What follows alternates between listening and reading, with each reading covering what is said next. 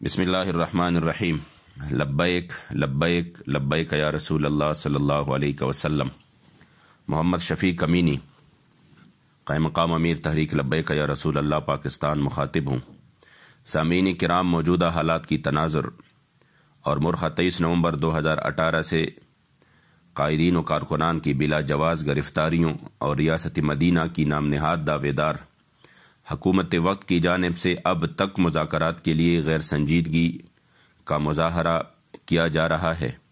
اور معاہدہ پنجاب اسمبلی سے روگردانی کر کے بدعہدی اور بدشکنی کی بدترین مثال قائم کی جا چکی ہے۔ ان سب حالات کے پیش نظر یہ میں بتانا چاہتا ہوں کہ حکومت وقت کو اب تک اس بات کا احساس نہیں ہوا کہ آج غیر شرعی، غیر آئینی، غیر اخلاقی گرفتاریوں کو کم و بیش 19 دن گزر گئے،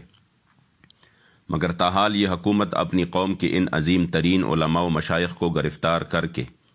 مسلسل یہ تاثر دے رہی ہے جیسے وہ وارثان انبیاء کرام علیہم الصلاۃ والسلام نہیں بلکہ خدا نخواستہ دنیا کی کوئی خطرناک ترین دہشت گرد ہیں اور یا انسان بھی نہیں ہے۔ گرفتاریوں سے قبل جو بھی مذاکرات پنجاب اسمبلی کے دھرنے کے دوران کیے گئے اور پھر اس کو جانبین کی جانب سے معاہدے کی صورت دی گئی تو تحریک نے اپنا حق تو ادا کر دیا، مگر حکومت بدعہدی کے پیش نظر معاہدے پر من و ان عمل درآمد کرنے کے لیے گرفتاری سے قبل وفاقی وزیر مذہبی امور سمیت کئی اہم وزراء سے اس ضمن میں ملاقاتیں کی گئیں، مگر بجائے اس کے کہ حکومت ریاست مدینہ کی اصول پر عمل کرتے ہوئے اپنا معاہدہ وفا کرتی، اس نے بیرونی آقاؤں کے اشارے پر ظلم علی ظلم کے تحت علماء کرام و کارکنان کو گرفتار کر لیا۔ چادر و چاردیواری کی تقدس کو پامال کر لیا گیا اور بزرگوں، بوڑھوں اور گھروں میں داخل ہو کر عورتوں پر ظلم کیا گیا، یہاں تک کہ ایک استاد العلماء مولانا محمد یوسف سلطانی شہید رحمۃ اللہ تعالی علیہ، جو کہ 80-90 سالہ بزرگ ہونے کی وجہ سے قید و بند کی تکلیفیں اور صعوبتیں برداشت نہ کرتے ہوئے ہم سے جدا کر دیے گئے۔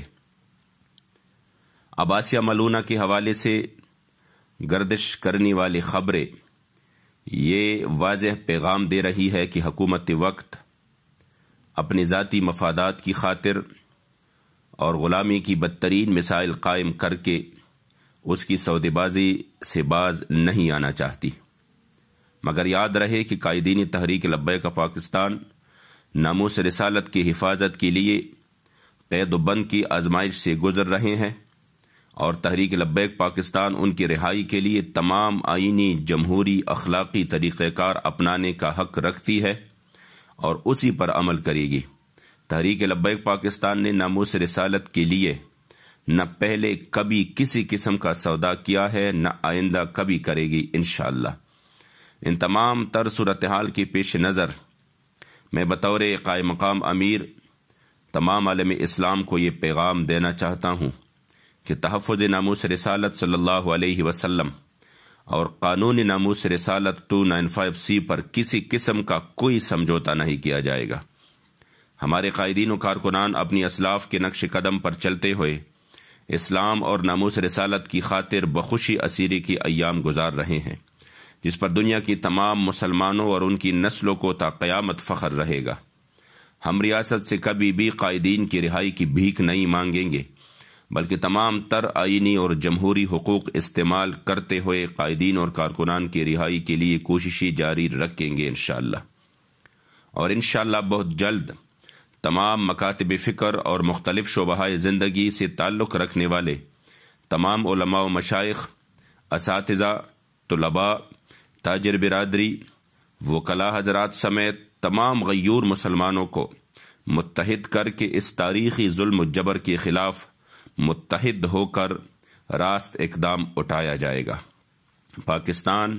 کلمہ طیبہ اور اسلامی قوانین کی بنیاد پر بنا ہے اور محافظین ختم نبوت صلی اللہ علیہ وسلم ہمیشہ اس کی بنیاد برقرار رکھیں گے انشاءاللہ۔ لبیک لبیک لبیک یا رسول اللہ صلی اللہ علیہ وسلم۔